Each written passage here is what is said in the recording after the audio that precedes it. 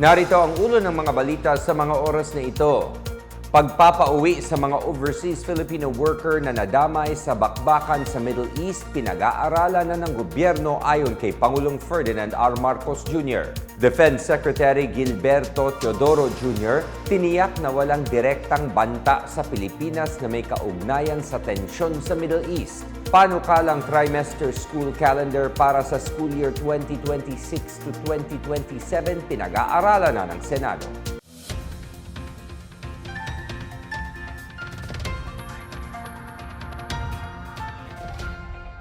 Ako si William Theo para sa PNA Headlines. Naghahanda ang gobyerno na makipag-ugnayan sa mga awtoridad sa mga bansang nadamay sa lumalalang tensyon sa Middle East para matiyak ang kaligtasan ng mga overseas Filipino worker doon. Sa isang press briefing, ibinalita ni Pangulong Ferdinand R. Marcos Jr. na may mahigit 1,400 Pilipino sa Middle East na humihiling na makauwi sa Pilipinas dahil sa takot na maipit sa bakbakan sa pagitan ng Israel, Estados Unidos at Iran. Sa ngayon, hindi anya maaaring makalikas gamit ang eroplano dahil sa mga no-fly zone at pagsasara ng mga airport. Delikado rin ang evacuation sa lupa dahil sa panganib na paputukan ng mga nakikipagbakbakan habang nasa daan. Payo ng Pangulo sa mga apektadong Pilipino na manatili sa bahay o pumunta sa mas ligtas na lugar tulad ng bomb shelter. Nakipag-ugnayan na anya ang mga opisyal ng Pilipinas sa mga hotel para pansamantalang patirahin ang mga nangangailangang OFWs. Bukod sa sitwasyon ng mga OFW, binabantayan ng gobyerno ang epekto ng tensyon sa Middle East sa ekonomiya ng bansa, partikular sa palitan ng piso at dolyar at sa mga remittance. Kabilang anya sa mga pinag-aaralan ng gobyerno ang epekto ng tensyon sa presyo ng krudo.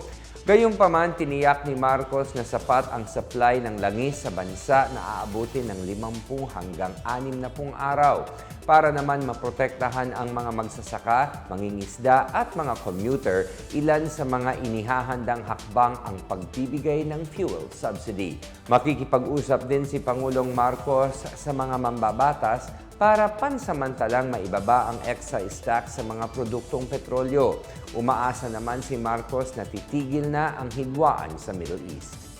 Wala pang nakikitang direktang banta militar sa Pilipinas na may kaugnayan sa gulo sa Middle East ayon sa Armed Forces of the Philippines or AFP.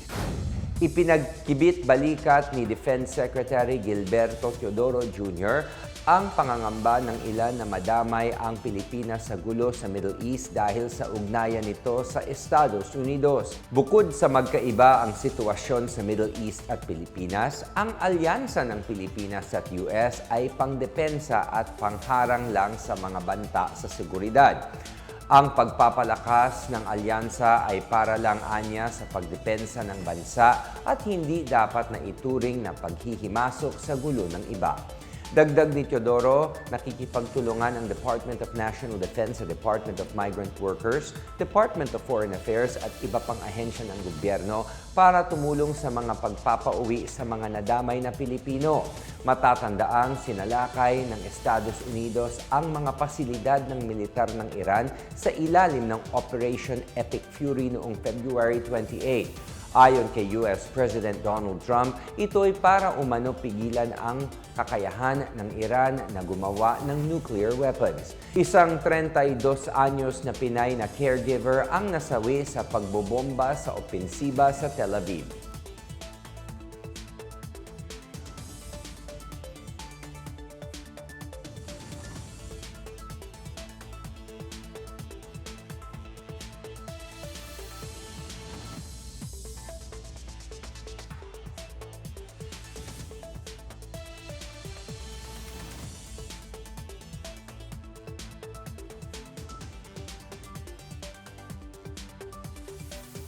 Samantala, pinag-aaralan na ng Senado ang panukalang trimester school calendar ng Department of Education para sa school year 2026 to 2027 sa gitna ng issue tungkol sa bumababang literacy at proficiency ng mga mag-aaral. Ayon kay Senate Committee on Basic Education Chair Senator Bam Aquino, layunin ng pag-aaral na alamin kung makakatulong ba ang panukala na matugunan ang learning gaps at mapataas ang kasanayan ng mga estudyante.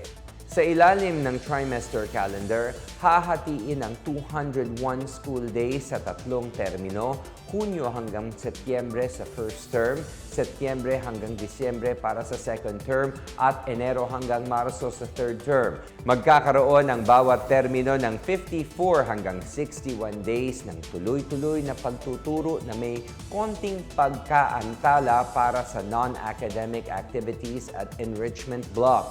Layunin ng panukala na pahabain ang oras ng pagtuturo, bawasan ang bigat ng gawain ng mga guro, at isama ang structured recovery blocks. Sinabi naman ni DepEd Learning Systems Bureau Assistant Secretary Jerome Buenviaje sa mga panel na ang paglulunsad ng nasabing panukala ay isa sa ilalim pa sa konsultasyon.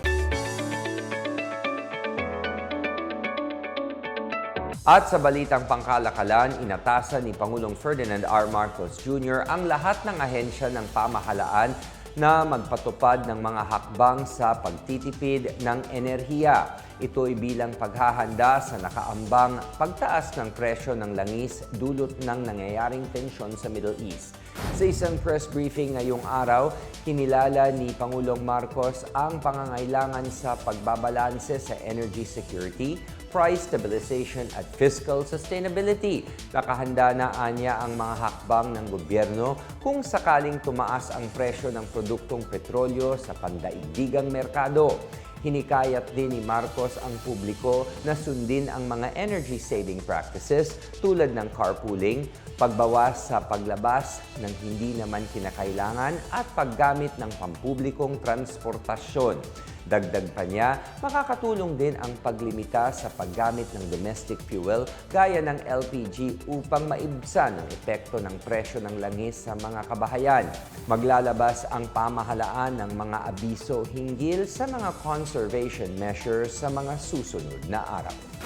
Samantala, sapat ang supply ng langis sa Pilipinas sa gitna ng nakaambang pagsipa ng presyo ng international oil sa $100 per barrel dulot ng nagaganap na tensyon sa Middle East.